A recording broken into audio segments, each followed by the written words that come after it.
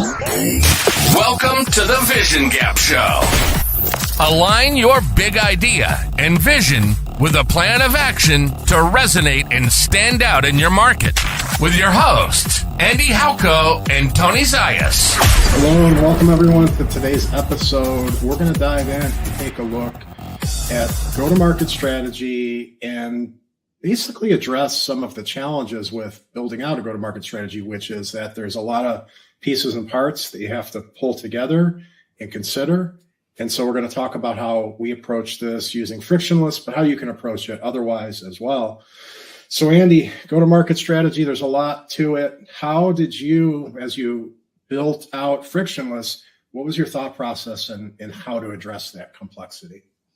Yeah, I think when you go back to it, and again, I've been doing go-to-market strategy consulting probably for 15 plus years, is that it's a sum of many different parts, and it depends what you're trying to solve in a go-to-market strategy. You're trying to figure out, how do we go to market? How do we compete better? How do we capture market share? And there are all of these different pieces. And we've talked in past shows about target audience. Obviously, understanding who you want to reach is one of those pieces. Who you are as a company is a piece. When we looked at that, graphic, the model of go-to-market. And I think one of the important things for people to always understand is that a lot of this comes down to having the right progression too. You're trying to solve a problem. You're saying, we really need to better articulate our differentiation, or we need to, be able to have better messaging in our marketing, these things that are more tangible that are part of it. But if you haven't filled in the gaps in different places and you haven't gone through a progressive approach, it can get hard to achieve or solve that specific thing that you're looking to do. And so for us with Frictionless, it really is a progression. And I think that's one of the things that building it in a platform is helping folks do, is understand all the pieces and parts and almost give them a roadmap of how to go through it. And it's really why it's structured the way it is. You see here in the screen that we've got target audiences, competitors, vision, offerings, differentiation, positioning. That's a purposeful order to it, because you have to understand who you're targeting. You then have to understand what's the market look like. Then you can come in and say, okay, who are we as an organization and what's our vision, mission, and goals? Then what are we offering and how do we detail out the specifics of what we're going to deliver? And then we can start moving into, okay, how are we different, right? And so I think that it's important for folks to understand that progression and this process of moving through different steps, because you can't really get differentiation. You can't really get positioning if you haven't properly done target audiences, competitors, offerings, culture, some of these other pieces, right? Yeah, that makes a lot of sense. And before you dove in, I was going to ask, where's the best starting point? There's a lot of things to dive into, but I agree with you that it's understanding, target audience, competitive landscape, because if you first, it's that comparison amongst, the competitive landscape, where do you fit and how are you meeting your target audience's needs? That's where you come up with differentiation mixed in with all the other things, vision, offering, et cetera. So yeah, it's powerful stuff. But a lot. Blindly somewhere, the first thing you're going to do is look around and figure out, where am I currently? And, what's the landscape look like? What's the temperature so that I can know what I need to survive, right? It's one of those things that you're not going to start solving problems. You're not going to start building a shelter. You're not going to start hunting. You're not going to do any of that stuff, because the first thing your brain is going to do is understand, where you're at and what that means and how that might change how you have to hunt or how you have to build. If it's a frozen landscape, the first thing you have to do is figure out making sure you get warm, and understanding the type of hunting that you can do in that type of area versus if you're dropped off in a desert. And I think, business is like that in some ways, right? And I think a lot of times people start on the other side, which is understandable. They see a problem in the market and they come in and they say, okay, I have this offering, I'm going to sell it. And I don't think they pay enough attention to their environment. Yeah. And what's around. And that makes it hard to solve problems, makes it hard to make plans. You can't hunt, you can't do all these things that you need to do to survive and thrive because you haven't taken the time to really understand your environment, right? Yeah, it makes a lot of sense. I was going to say, you got to know, if you're given a map, you got to know where you're at on that map for it to be useful. And then you could see your surroundings and what you're dealing with. So same type of concept there.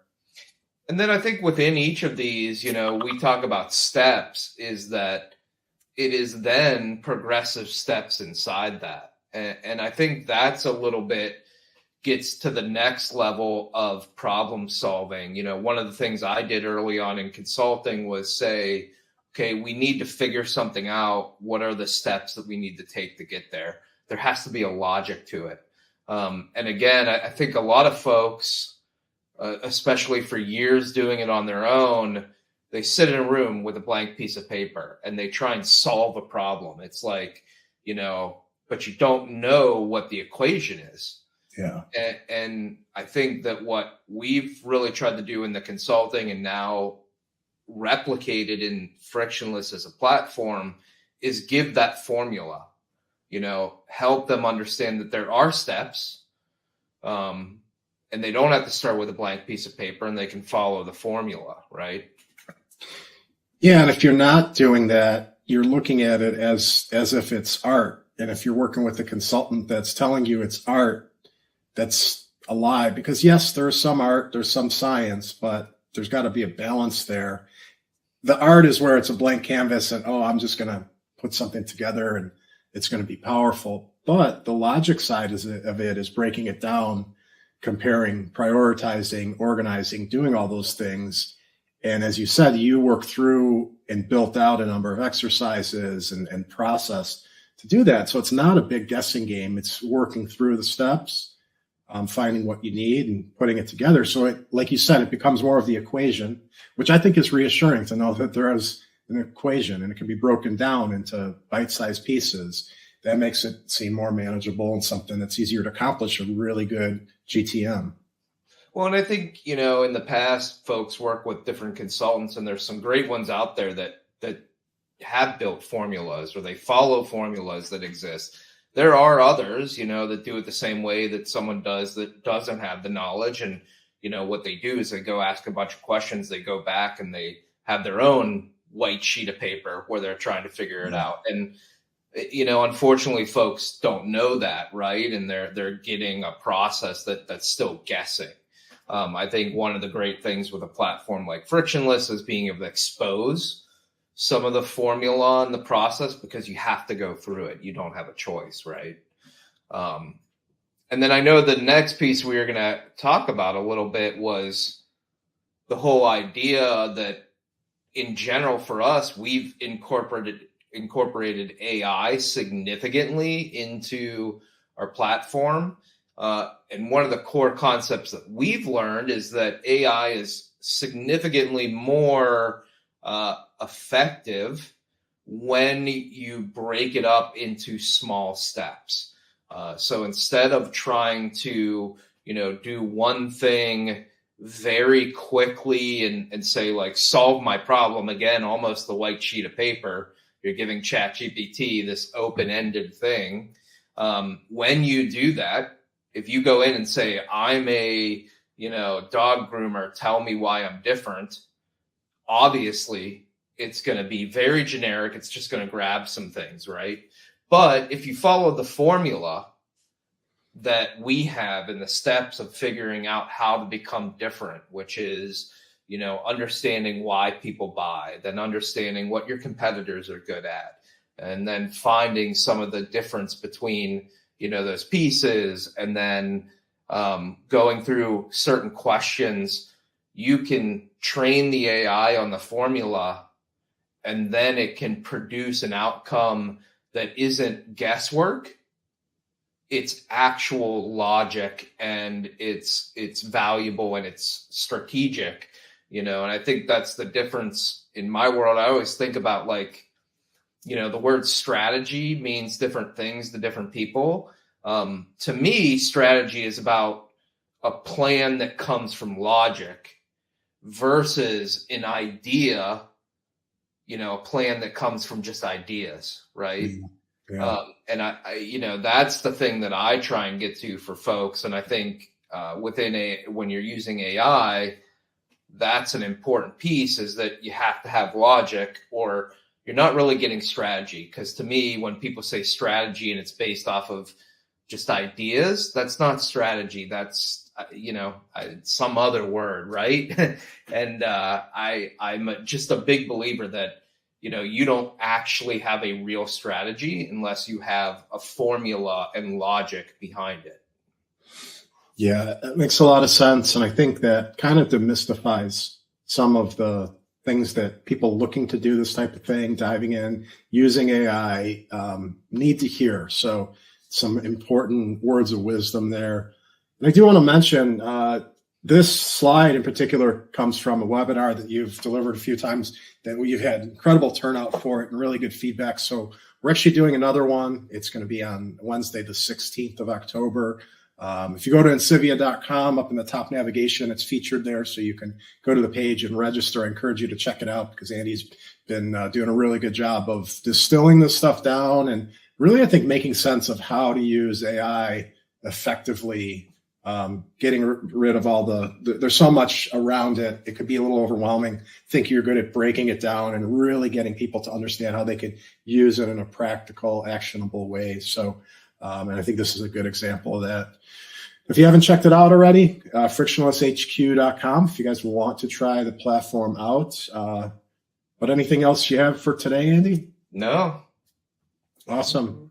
Well, hope to see some of you guys on the next webinar, and we will see you on our next show next week. Take care, everybody. All right. This episode of the Vision Gap Show has been brought to you by Frictionless. Build high-impact strategy at scale. Create your vision, brand position, and go-to-market strategy, all in a collaborative AI-enabled workspace. Visit frictionlesshq.com to create your free account today.